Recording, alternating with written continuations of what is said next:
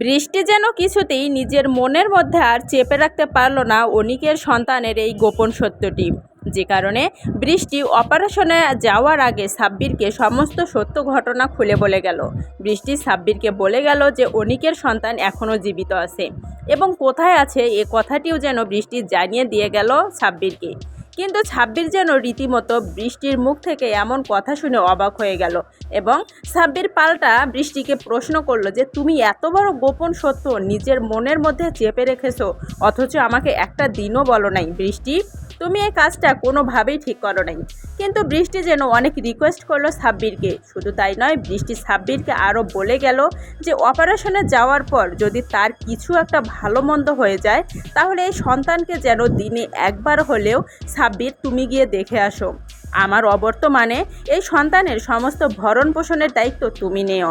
হ্যাঁ বন্ধুরা, এমনই ধামাকাদার পর্ব আসতে চলেছে গরিব ঘরের রাজপুত্র নাটকের সামনের এপিসোডে, যেখানে আপনারা দেখতে পাবেন বৃষ্টি মেয়েটা অপারেশনে যাওয়ার আগে ভয় পেয়েই সমস্ত সত্য ঘটনাগুলো জানিয়ে দিয়ে যাচ্ছে সাব্বিরকে।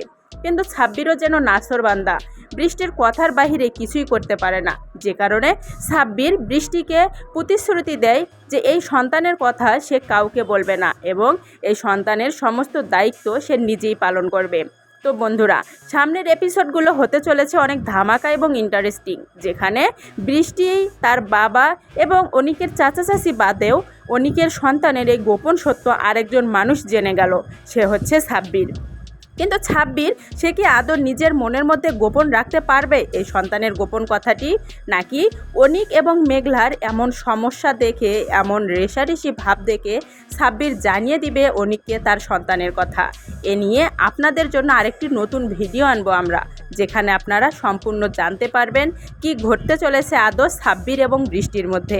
আদৌ কি সাব্বির নিজের মনের মধ্যে গোপন রাখতে পারবে অনিকের সন্তানের এই গোপন সত্যটি, নাকি সাব্বির অনিককে জানিয়ে দিবে সমস্ত সত্য, যাতে এই সন্তানকে ঘিরে আবারও এক হতে পারে অনিক এবং মেঘলা? তো বন্ধুরা, সেই নতুন ধামাকাদার পর্বটি দেখতে হলে অবশ্যই আমাদের চ্যানেলটির পাশে থাকতে হবে এবং নতুন ভিডিওটি সবার আগে পেতে চ্যানেলটি সাবস্ক্রাইব করে বেল আইকনটি বাজিয়ে রাখুন।